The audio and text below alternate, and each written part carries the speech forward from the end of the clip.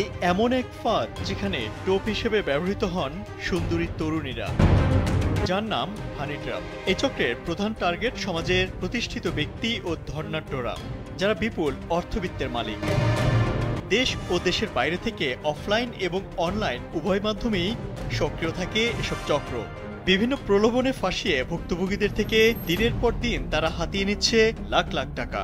ভুক্তভোগীরা জানিয়েছেন, সুন্দরী তরুণীরা টার্গেট করা ব্যক্তির সঙ্গে প্রথমে বন্ধুত্ব এবং পরে প্রেমের সম্পর্ক গড়ে তোলে।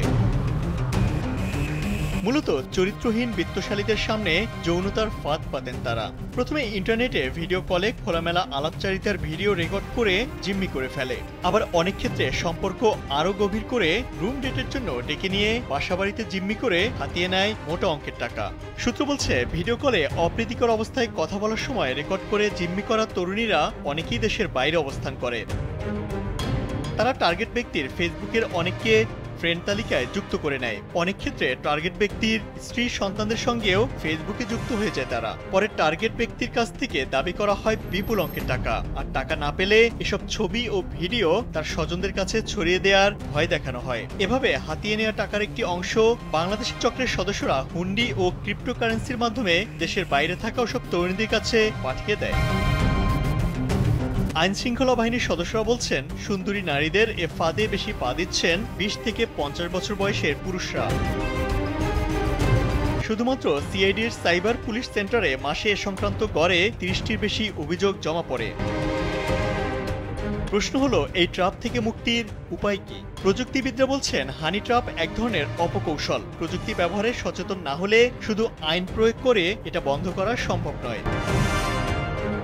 সাইবার পুলিশ সেন্টারের সূত্র বলছে, সামাজিক যোগাযোগ মাধ্যম Facebook, imo, Telegram, WhatsApp, Instagram, TikTok ও ইউটিউবের শর্ট ভিডিওর মাধ্যমে পাতা হচ্ছে হানি ট্র্যাপ।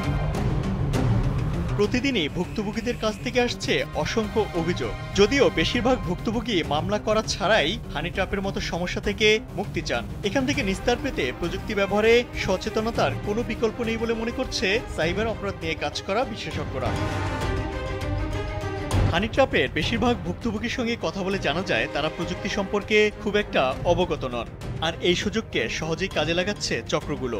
আইন শৃঙ্খলা বাহিনীর সংশ্লিষ্ট কর্মকর্তারা বলছেন, এ ধরনের ভুক্তভোগীর সংখ্যা দিন দিন উল্লেখযোগ্য হারে বৃদ্ধি পেলেও তাদের 90 ভাগই সামাজিক ও পারিবারিক মর্যাদাহানির ভয়ে আইনি পদক্ষেপ নেন না। আর যারা পুলিশের কাছে অভিযোগ করছেন, তাদের একটি বড় অংশই মামলা করতেও রাজি হন না।